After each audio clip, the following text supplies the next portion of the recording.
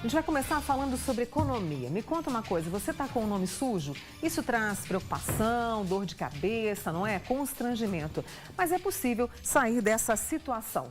Como? É o que a gente vai conversar agora com o advogado Alexandre Valadão. Alexandre, bom dia, seja bem-vindo à Manhã Total. E você, se tiver alguma dúvida, pode mandar pelo nosso WhatsApp, que é o 99897.000. É uma situação muito chata quem tem o nome sujo, não é? É em partes, né, amor? Se a gente for analisar assim, aquele que realmente está numa situação de inadimplência involuntária, porque ele não procurou isso, ele passa por bastante constrangimento ao ter o nome dele negativado. Por outro lado, a gente tem pessoas que assumem esse risco. A gente vê no dia a dia que tem gente que deve mesmo, não se importa e assume o ônus. Ele sabe que o nome vai ser negativado, ele sabe que ele vai perder crédito no mercado, mas ele assume esse risco em vista de ou não ter condições mesmo ou de buscar um benefício lá na frente. Em que sentido? Uma renegociação.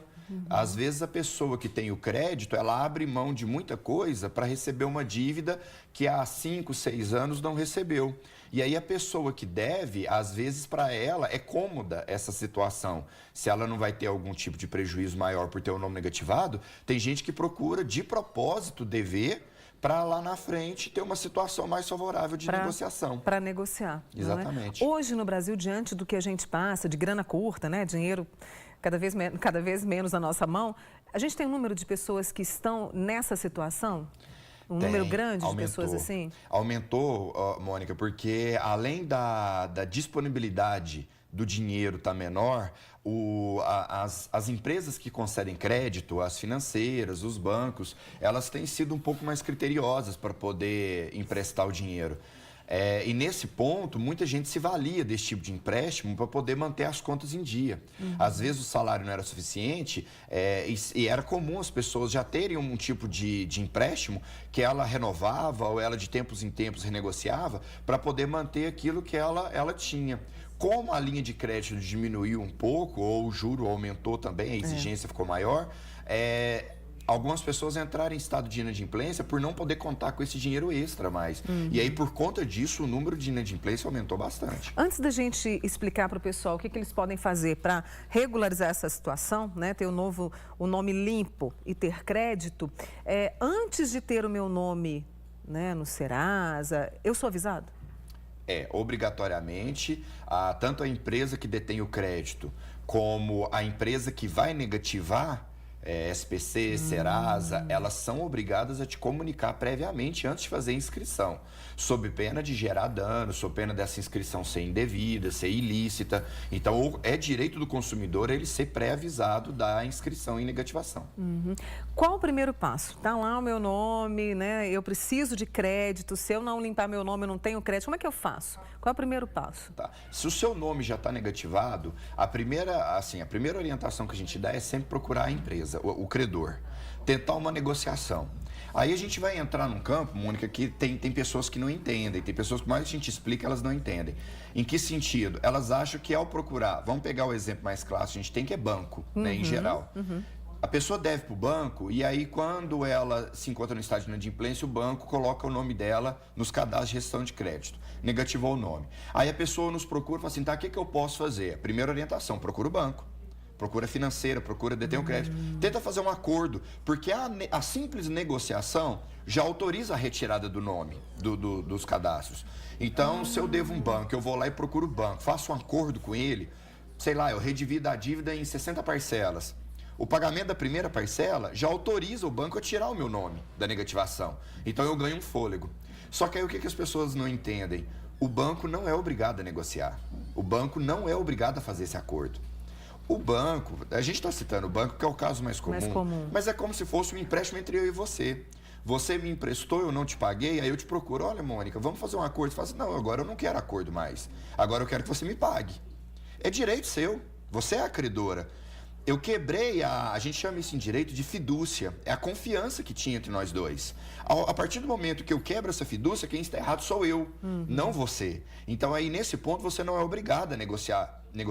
E aí as pessoas falam assim, tá, eu procurei o banco, eu procurei o credor, ele não quis negociar, qual é o meu direito? O seu direito agora é tentar pagar. Por quê? Porque não tem como obrigar alguém a fazer acordo. Não tem. Se deve, deve. Ah, mas a taxa de juros é abusiva, então nós vamos entrar num outro campo. O empréstimo, o contrato, o dinheiro que você pegou emprestado, a dívida, ela é ilícita, ela está sendo reajustada ilegalmente, é outra discussão. Aí é onde o pessoal procura muito poder judiciário para tentar renegociar juro. Ah, o juro é abusivo, é muito comum essa expressão. Ah, tem taxas lá que são ilegais, então nós vamos discutir a dívida. Mas a dívida em si, ela é devida, e enquanto não pagar, a gente não tem o nome baixado dos cadastros. Na maioria das vezes, os bancos fazem acordo ou não? É nesse caso que você falou assim, ele tem o direito de não querer fazer acordo. Depende do perfil. Depende do perfil. Depende do perfil do devedor. A gente vê muito assim, que o devedor que tem um perfil positivo, porque os bancos têm o cadastro interno deles, né? Eles, as financeiras, elas, quando você procura para pegar o empréstimo, elas têm toda uma análise do seu histórico creditício no mercado, como é que se você já deveu, se não deveu, sua renda, o que você faz, sua profissão, seus bens. Eles têm essa listagem prévia. E aí, então, pela avaliação do perfil, para o banco pode ser negócio ele renegociar, ou às vezes não. Aquele ali não tem, aí o banco não renegocia. E aí tem que procurar outros caminhos. Tem uma pessoa que participa conosco aqui, ela está dizendo o seguinte, bom, a gente limpa o nome, mas e o tal do score? A gente vai limpar o nome, mas o score não deixa você andar por pelo menos 8 anos. O que é isso? Ela deve estar se referindo assim, esse score é uma avaliação interna que algumas empresas, bancos, financeiras têm, que assim, não é o cadastro de restrição de nome, essas são coisas diferentes. Então, por exemplo, eu estou devendo para o banco vai lá e inscreve meu nome no SPC, Serasa, seja o que for. Beleza, eu fui lá, renegociei com o banco. Aí ele tem que tirar o meu nome. Hoje, até por entendimento dos tribunais, eles têm 5 dias para fazer isso. Então é uma informação importante. O consumidor renegociou, o banco tem até 5 dias para tirar o seu nome dos cadastros. Certo. Beleza, tirou o meu nome dos cadastros, ótimo. Fui, paguei a dívida. Amanhã eu quero contrair um novo empréstimo. Aí eu procuro o banco de novo e o banco não quer me emprestar. Aquele dinheiro, aquele valor anterior eu já quitei, atrasado, renegociado, mas quitei. Aí nós vamos cair na mesma informação que eu falei agora. O banco não é obrigado a me emprestar. Então, deve ser isso que ela está se referindo, que é o score. O score é seu histórico. Então, ele analisa o seu histórico e fala assim, não, mas o Alexandre me deveu aqui 5 anos atrás.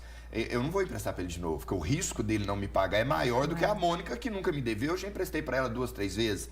É uma prerrogativa do banco, é um direito que ele tem. Tem mais uma pessoa participando conosco, Alexandre, diz que está toda endividada com lojas e bancos. Gostaria de quitar primeiramente a dívida do consórcio do carro. Mas toda vez que ela paga as parcelas atrasadas, os juros são tão altos que ela não consegue pôr em dia e eles não negociam. O que ela faz para pôr as parcelas em dia?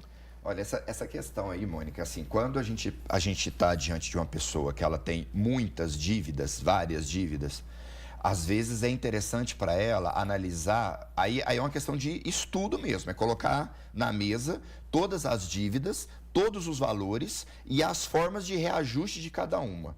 Em que sentido? Eu tenho dívida que tem juros menores, eu tenho dívidas que têm juros maiores. Então, o que é interessante? A gente analisar o que está, vamos usar uma expressão popular, o que está me comendo pelas pernas, aquele que está me sacrificando mais. Por quê?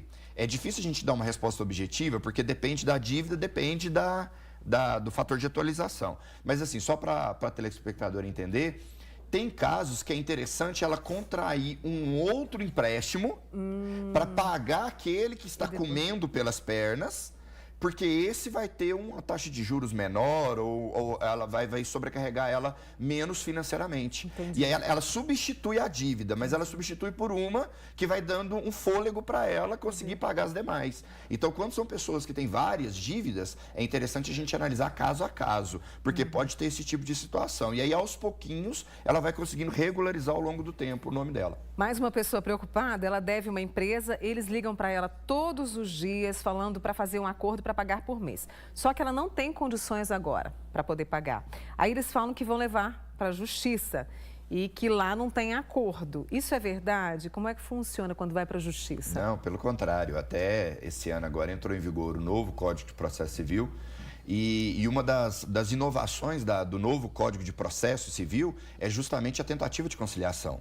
Foi bem mais incentivada a tentativa de se fazer acordo em processos judiciais. Então, essa informação aí, nós vamos entrar em um outro campo, Mônica, que é o da cobrança. Eu devo, a outra pessoa tem o direito de receber. Ela tem o direito de me cobrar? Tem. Até onde? Até o momento que ela não interfira na minha vida particular e não me desrespeite enquanto cidadão. Entendi. Então aí nós entramos no campo das cobranças indevidas, que são aquelas vexatórias, são aquelas no horário do almoço, são aquelas no horário do meu descanso, isso não pode. Agora, pode me ligar para cobrar? Pode, horário comercial. Pode ligar no meu trabalho? Desde que não identifique para terceiro, fala assim, olha, aqui é do banco, é porque o fulano está me devendo, eu posso falar com ele? Isso não pode. Porque você está expondo desnecessariamente o nome do devedor. Agora, ele pode ligar no meu trabalho, se for uma coisa não sigilosa, mas uma coisa comedida, discreta. Discreta, né? Discreta. Eu quero falar com a Mônica, eu ligo aqui na televisão, mas não preciso falar para todo mundo que você me deve. Entendi. Eu peço para falar diretamente com você. E isso sim pode. Agora, esse negócio de que não, lá na justiça não tem acordo é só uma pressão. Esse é meio ameaça, né? Exatamente. Uma pressão. Isso aí tá errado. Tem uma pessoa também que nos mandou como fazer quando encerra uma conta em determinado banco e o banco põe meu nome na lista negra. Estou limpa no banco, mas toda vez que a financeira do banco, sou barrada. Ela está negativa no banco. O que ela pode fazer? Se eu entendi, ela já quitou a dívida, mas o banco não tirou o nome dela da negativação. Tá negativo. Se ele não tira voluntariamente, ela pode entrar com uma ação, deve ser até juizado especial, dependendo do valor, pedindo primeiro a retirada do nome, e, por consequência, danos morais. O fato da pessoa quitar a dívida ou não estar inadimplente e o credor negativar mesmo assim ou não tirar a negativa do nome, dá à pessoa o que a gente chama de indenização presumida por danos morais. O que é isso? A pessoa não precisa nem provar que ela teve danos morais. É muito comum a pessoa falar assim...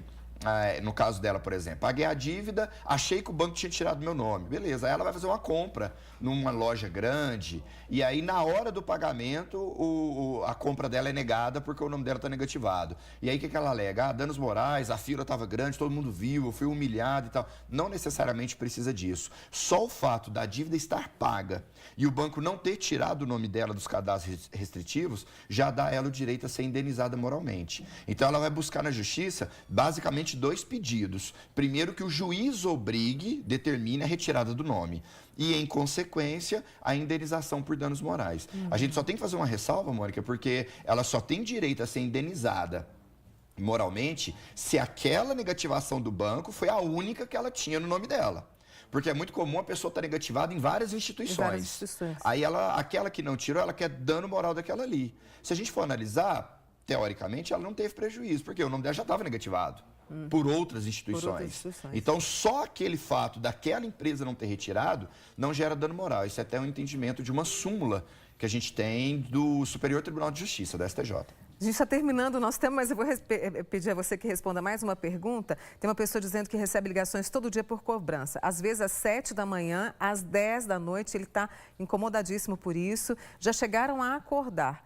E aí você respondeu que tem horário certo para cobrança, sim, as pessoas precisam respeitar, não é, Alexandre? Horário comercial, porque o horário de descanso do devedor não pode ser desrespeitado por conta da dívida que ele tem. As pessoas, às vezes os credores que estão cobrando dívida até não concordam com isso. Falam, pô, mas o cara me deve, ele está errado. Tudo bem, dever e estar errado é uma coisa, mas o direito dele ao descanso, ao lazer, esse é inviolável. Então a gente tem que separar as coisas. Nesse caso está errado, e aí o que a gente aconselha? Grava as ligações, horário, testemunha. Por quê? Porque isso também gera dano moral em favor do consumidor devedor. Esse é o Alexandre Valadão, advogado com a gente aqui hoje no Manhã Total, tirando suas dúvidas aí sobre nome sujo. Quero muito agradecer a você, viu, Alexandre? Reforçar o convite para você voltar com a gente. Sempre. Viu? Bom restinho de semana. Obrigado, você também.